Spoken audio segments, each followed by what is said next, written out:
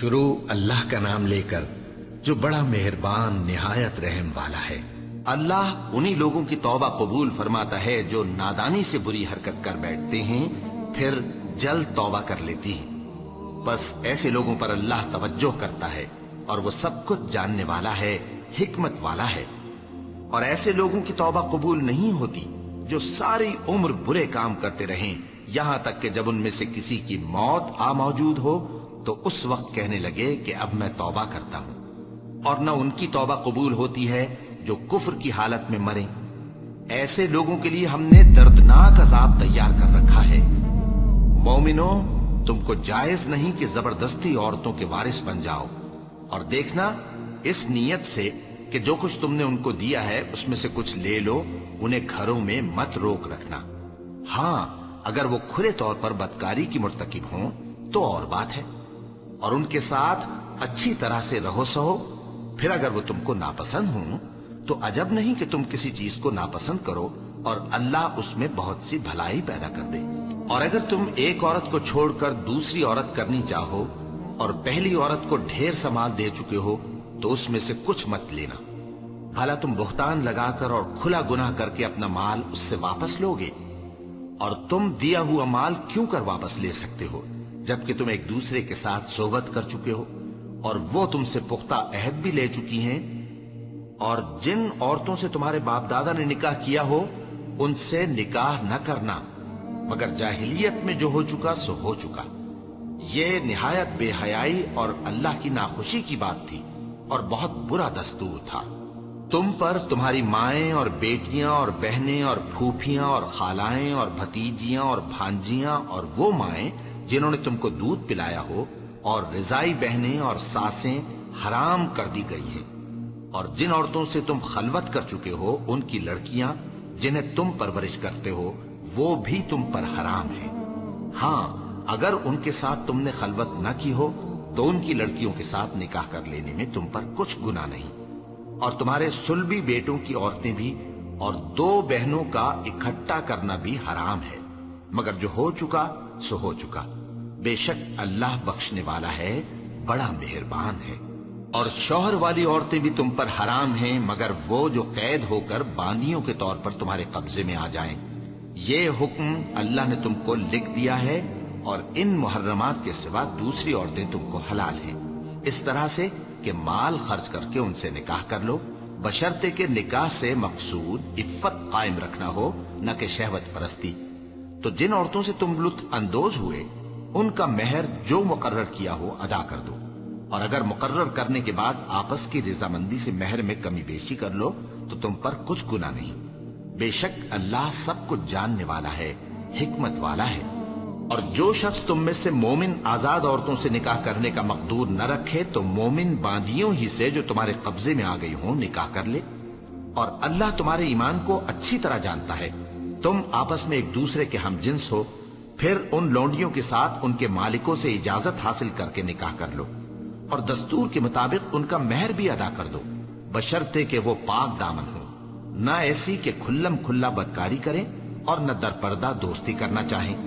پھر اگر وہ نکاح میں آ کر بدکاری کا ارتکاب کر بیٹھیں تو جو سزا آزاد عورتوں کے لیے ہے اس کی آدھی ان کو دی جائے۔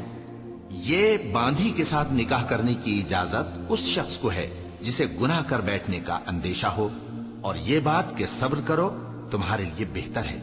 اور اللہ بخشنے والا ہے، مہربان ہے۔ اللہ چاہتا ہے کہ اپنی آیتیں تم سے کھول کھول کر بیان فرمائے اور تم کو اگلے لوگوں کے طریقے بتائے اور تم پر مہربانی کرے، اور اللہ جاننے والا ہے، حکمت والا ہے۔ اور اللہ تو چاہتا ہے کہ تم پر مہربانی کرے، اور جو لوگ اپنی خواہشوں کے پیچھے چلتے ہیں وہ چاہتے ہیں کہ تم سیدھے رستے سے بھٹک کر دور جا پڑو۔ اللہ چاہتا ہے کہ تم پر سے بوجھ ہلکا کرے، اور انسان طبعاً کمزور پیدا ہوا ہے۔ مومنوں، ایک دوسرے کا مال ناحق نہ کھاؤ۔ ہاں، اگر آپس کی رضامندی سے تجارت کا لین دین ہو اور اس سے مالی فائدہ حاصل ہو جائے تو وہ جائز ہے، اور اپنے آپ کو ہلاک نہ کرو، کچھ شک نہیں کہ اللہ تم پر مہربان ہے۔ اور جو زیادتی کرتے ہوئے اور ظلم سے ایسا کرے گا تو ہم اس کو عنقریب جہنم میں داخل کریں گے، اور یہ اللہ کو آسان ہے۔ اگر تم بڑے بڑے گناہوں سے جن سے تم کو منع کیا جاتا ہے پرہیز کرو گے تو ہم تمہارے چھوٹے چھوٹے گناہ معاف کر دیں گے اور تمہیں عزت کے مکانوں میں داخل کریں گے، اور جس چیز میں اللہ نے تم میں سے بعض کو بعض پر فضیلت دی ہے اس کی تمنا مت کرو۔ مردوں کو ان کاموں کا ثواب ہے جو انہوں نے کیے، اور عورتوں کو ان کاموں کا ثواب ہے جو انہوں نے کیے، اور اللہ سے اس کا فضل و کرم مانگتے رہو، کچھ شک نہیں کہ اللہ ہر چیز سے واقف ہے۔ اور جو مال ماں باپ اور رشتہ دار چھوڑ مریں تو حقداروں میں تقسیم کر دو کہ ہم نے ہر ایک کے حقدار مقرر کر دیے ہیں، اور جن لوگوں سے تم عہد کر چکے ہو ان کو بھی ان کا حصہ دو، بے شک اللہ ہر چیز پر نگراں ہے۔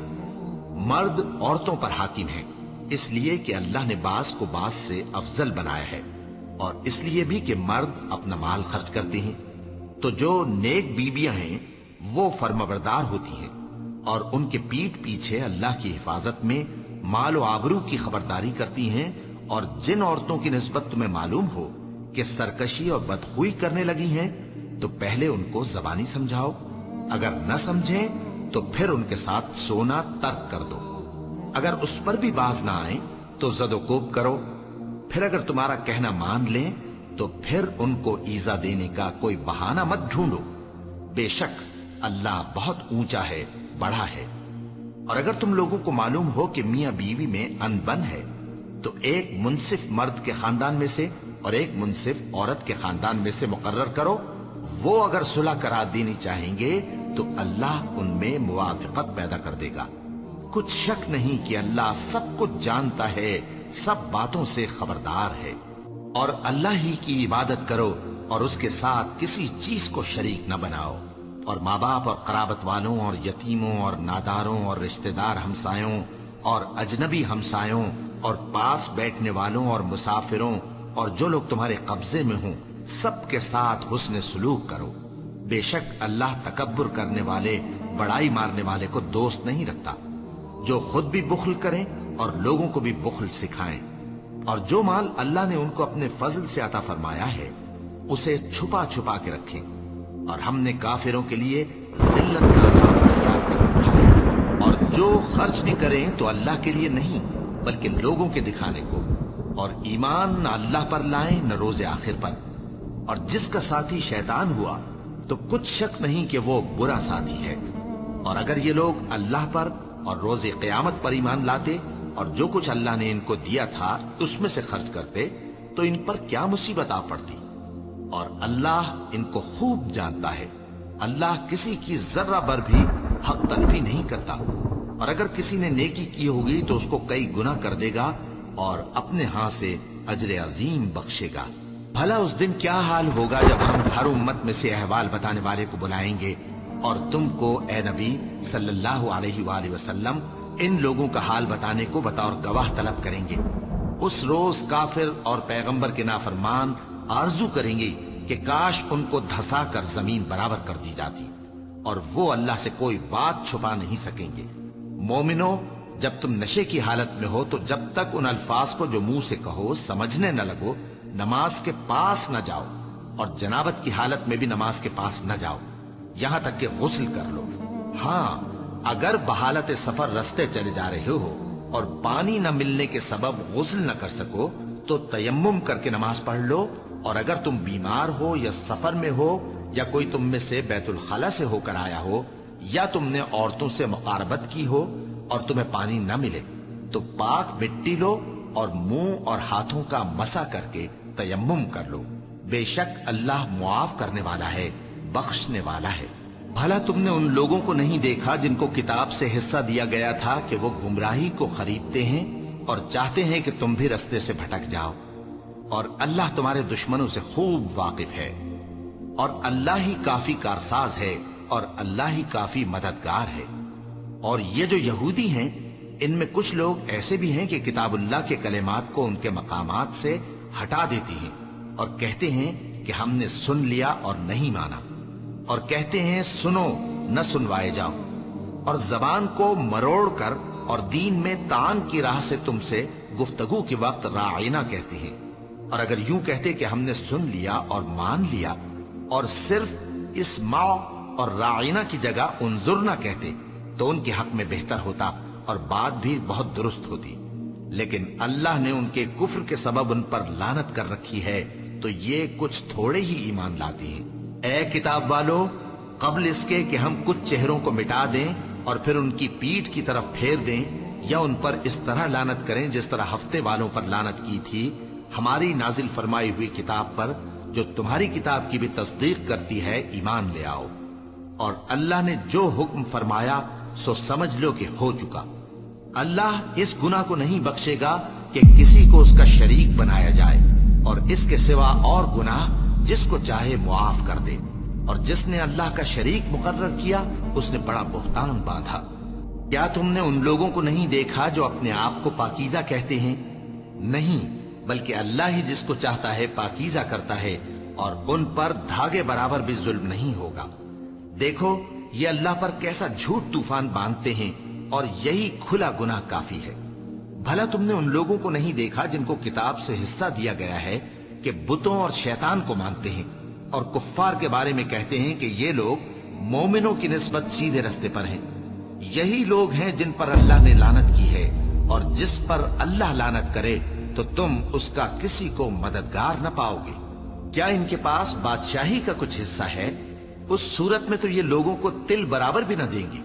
یا جو اللہ نے لوگوں کو اپنے فضل سے دے رکھا ہے اس کا حسد کرتے ہیں۔ تو ہم نے خاندان ابراہیم کو کتاب اور دانائی عطا فرمائی تھی اور سلطنت عظیم بھی بخشی تھی، پھر لوگوں میں سے کسی نے تو اس کتاب کو مانا اور کوئی اس سے رکا رہا، تو ان نہ ماننے والوں کے لیے دوزخ کی جلتی ہوئی آگ کافی ہے۔ جن لوگوں نے ہماری آیتوں سے کفر کیا ان کو ہم عنقریب آگ میں داخل کریں گے، جب کبھی ان کی کھالیں گل جائیں گی تو ہم ان کو اور کھالیں بدل کر دیں گے تاکہ ہمیشہ عذاب کا مزہ چکھتے رہیں۔ بے شک اللہ غالب ہے، حکمت والا ہے۔ اور جو لوگ ایمان لائے اور عمل نیک کرتے رہے ان کو ہم بہشتوں میں داخل کریں گے جن کے نیچے نہریں بہ رہی ہیں، وہ ان میں ہمیشہ ہمیشہ رہیں گے۔ وہاں ان کے لیے پاک بیویاں ہیں اور ان کو ہم گھنے سائے میں داخل کریں گے۔ مسلمانوں، اللہ تم کو حکم دیتا ہے کہ امانت والوں کی امانتیں ان کے حوالے کر دیا کرو، اور جب لوگوں میں فیصلہ کرنے لگو تو انصاف سے فیصلہ کیا کرو۔ اللہ تمہیں بہت خوب نصیحت کرتا ہے، بے شک اللہ سنتا ہے، دیکھتا ہے۔ مومنوں، اللہ اور اس کے رسول کی فرما برداری کرو، اور جو تم میں سے صاحب حکومت ہیں ان کی بھی۔ پھر اگر کسی بات میں تم میں اختلاف واقع ہو تو اگر اللہ اور روز آخر پر ایمان رکھتے ہو تو اس میں اللہ اور اس کے رسول کے حکم کی طرف رجوع کرو۔ یہ بہت اچھی بات ہے اور اس کا انجام بھی اچھا ہے۔ کیا تم نے ان لوگوں کو نہیں دیکھا جو دعویٰ تو یہ کرتے ہیں کہ جو کتاب تم پر نازل ہوئی اور جو کتابیں تم سے پہلے نازل ہوئیں ان سب پر ایمان رکھتے ہیں، اور چاہتے یہ ہیں کہ اپنا مقدمہ اللہ کے باغی کے پاس لے جا کر فیصل کرائیں، حالانکہ ان کو حکم دیا گیا تھا کہ اس کو نہ مانیں، اور شیطان تو یہ چاہتا ہے کہ ان کو بہکا کر رستے سے دور ڈال دے۔ اور جب ان سے کہا جاتا ہے کہ جو حکم اللہ نے نازل فرمایا اس کی طرف رجوع کرو اور پیغمبر کی طرف آؤ، تو تم منافقوں کو دیکھتے ہو کہ تم سے گریز کرتے اور رکے جاتے ہیں۔ پھر کیسی ندامت کی بات ہے کہ جب ان کے اعمال کی شامت سے ان پر کوئی مصیبت واقع ہوتی ہے تو تمہارے پاس بھاگے آتے ہیں اور قسمیں کھاتے ہیں کہ واللہ ہمارا مقصود تو بھلائی اور مصالحت تھا۔ ان لوگوں کے دلوں میں جو جو کچھ ہے اللہ اس کو خوب جانتا ہے۔ تم ان کی باتوں کا کچھ خیال نہ کرو اور انہیں نصیحت کرو اور ان سے ایسی باتیں کہو جو ان کے دلوں میں اثر کر جائیں۔ اور ہم نے جو پیغمبر بھی بھیجا ہے تو اسی لیے بھیجا ہے کہ اللہ کے فرمان کے مطابق اس کا حکم مانا جائے۔ اور یہ لوگ جب اپنے حق میں ظلم کر بیٹھے تھے، اگر تمہارے پاس آتے اور اللہ سے بخشش مانگتے اور پیغمبر بھی ان کے لیے بخشش طلب کرتے تو اللہ کو معاف کرنے والا بڑا مہربان پاتے۔ بس تمہارے پروردگار کی قسم،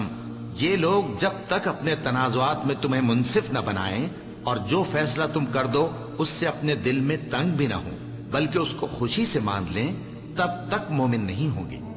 اور اگر ہم ان پر فرض کر دیتے کہ اپنے آپ کو قتل کر ڈالو یا اپنے گھر چھوڑ کر نکل جاؤ تو ان میں سے تھوڑے ہی لوگ ایسا کرتے، اور اگر یہ اس نصیحت پر کاربند ہوتے جو ان کو کی جاتی ہے تو ان کے حق میں بہتر اور دین میں زیادہ ثابت قدمی کا موجب ہوتا، اور اس صورت میں ہم ان کو اپنے ہاتھ سے اجر عظیم بھی عطا فرماتے اور ان کو سیدھا رستہ بھی دکھاتے۔ اور جو لوگ اللہ اور اس کے رسول کی اطاعت کرتے ہیں وہ قیامت کے روز ان لوگوں کے ساتھ ہوں گے جن پر اللہ نے بڑا فضل کیا، یعنی انبیاء اور صدیق اور شہید اور صالحین، اور ان لوگوں کی رفاقت بہت ہی خوب ہے۔ یہ اللہ کا فضل ہے اور اللہ جاننے والا کافی ہے۔